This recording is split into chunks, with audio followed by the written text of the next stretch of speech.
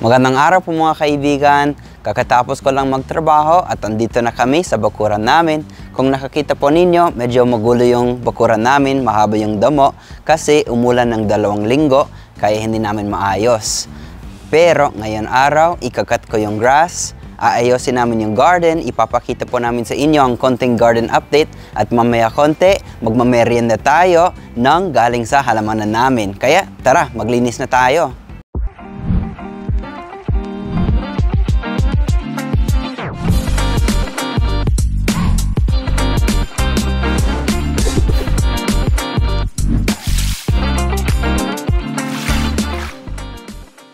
Hindi ko pa na-start mag-cut ng grass, may magulo na dito. Nahanap niya yung tubig. Hala. Itong dalawa talaga.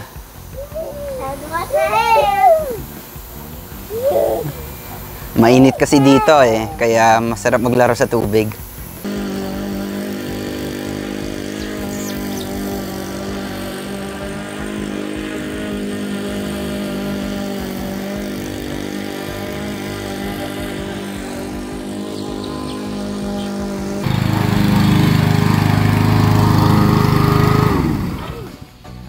Break! Ang init. Tubig mo na. Salamat. Malapit na. Ang ganda na ng progress mo, oh. Yan yung 2 makulit. Yan ang hard part. Pag may garden ka, kailangan maging masipag. Konti na lang. Sige, tapusin ko na. Jax, tubig din, tubig. Inom.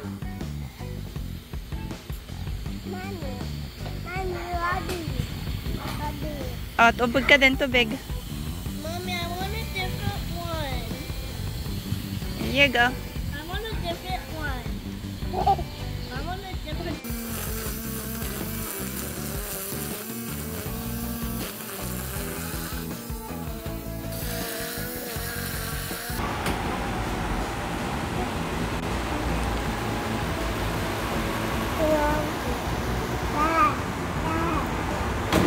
Tapos na po ako mag-cut ng grass, nag-weed whack na din ako.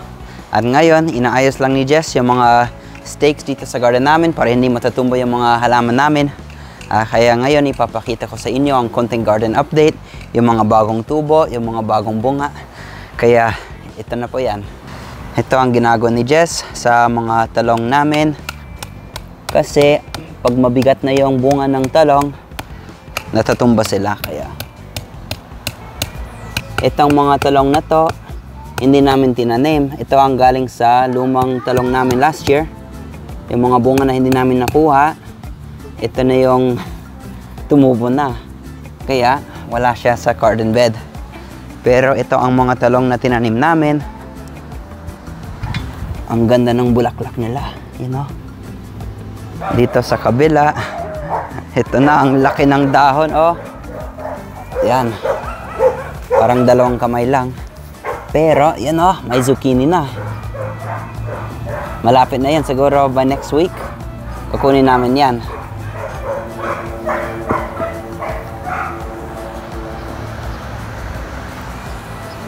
Dito naman, ito ang mga radish at carrots namin. You know, tumubula ng mga carrots. Pero itong madaming radish, oh. Yan. Lumalaki na din. At ang lusog nila. O pala, nagkamali ako sa last video namin. Sinabi ko ang lalakas ng mga halaman namin. Pero hindi pala malakas, malusog. Kaya pasensya na kayo. Malusog pala ang tamang salita. At totoo yan, malusog. Lahat ng mga to, nakakita niyo dito, ang daming bunga ng squash. Ito ang yellow squash. You know, madami pa sa loob. At ang lalaki ng dahon ng squash namin, oh. Nag-take over na. At dito naman, ito ang mga sitaw ni Jess. Grabe. Ang lusog na din. Umaakyat na sila. You know, umaakyat na sila lahat. At may konting bulaklak na din. Kaya excited kami dito. Dito naman sa kabila, ito ang mga kamatis namin. Hindi namin alam, itong maliit pala is dwarf tomato, kaya maliit lang siya. Pero, yan, may bunga na siya. Madami, oh. Kaya siguro ilang weeks pa. I think yellow or red ate yung bunga na to. Tignan natin. Pero itong mga iba, ang lusog. Ito yung mga galing kay ate ko. Ang sinasabi namin. At madaming bulaklak na. Pero wala pang bunga. At itong peppers naman, medyo nasobrahan siguro sa tubig kasi umulan ng ilang weeks. Pero, you know, madaming bulaklak na din. Ito, yan. Yan yung bunga ng sili. Ito ang bagong tanim ni Jess na mga patatas. Nilagay niya dito. At yan. Ayos ah. Ito ang mga okra ni Jess. Medyo nasobrahan din sa tubig dahil sa ulan. At itong pinya na nilagay lang ni Jess dito, ewan ko lang kung tutubo yan.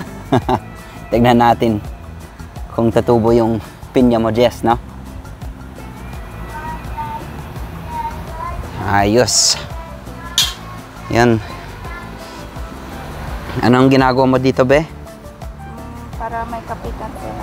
Ah, para may kapitan daw ang sitaw. Yan. Andito na pala kami sa loob, nakaligo na kami at nakapangtulog na kasi napahaba pala yung paglalinis namin sa likod at dinner time na pala. Kaya magluluto na kami ng dinner. Yung gagawin sana namin merienda kanina, dahil late na, gawin na lang namin side dish sa dinner namin. At ang luluto namin ngayon is cheeseburger. Simple lang. At ipapakita ko na sa inyo ang side dish namin galing sa halamanan namin. Favorite pala ito ni Jax, kaya tutulungan niya si Jess gumawa. Ano ang gagawin niya, Jax? Pumpkin blossom. Crispy pumpkin blossoms. Tama. Ito ang bulaklak ng kalabasa namin sa likod. Nilinisan na ni Jess. Kaya, ang dami, oh. So, ito ang batter na ginawa ni Jess. Simpleng batter lang. May flour, tapos may garlic powder, onion powder, paminta, cornstarch, kahit anong clear na soda. Tapos, itong mantika pang prito natin ngayon. Tapos, dito din may isang itlog daw. No? Isang itlog lang. Okay, isang itlog lang. Ayos, excited ako dito. Parang potato chips lang, no? Ipaprito din ni Jess itong asparagus. Galing din sa garden namin to. Ito ang first harvest namin ng asparagus this year. At masarap yan iprito. Kaya, iinit muna natin ang mantika. Kaninang lunch pala, gumawa si Jess ng munggo. At dinagdagan niya ng mushroom at bulaklak ng kalabasa. Kaya, ang sarap. Si Jax ang tagalagay dyan sa batter. Tapos, pinaprito lang ni Jess. Simple lang, oh. Pag crispy na dito, tapos na. Paborito mo to, Jax, no? What, Daddy?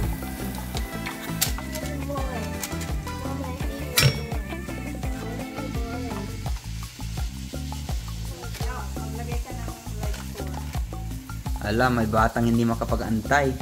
Mainit ah. Careful. Taste test daw. Anong lasa, Jax? Masarap? Siyempre, masarap. Try ko nga.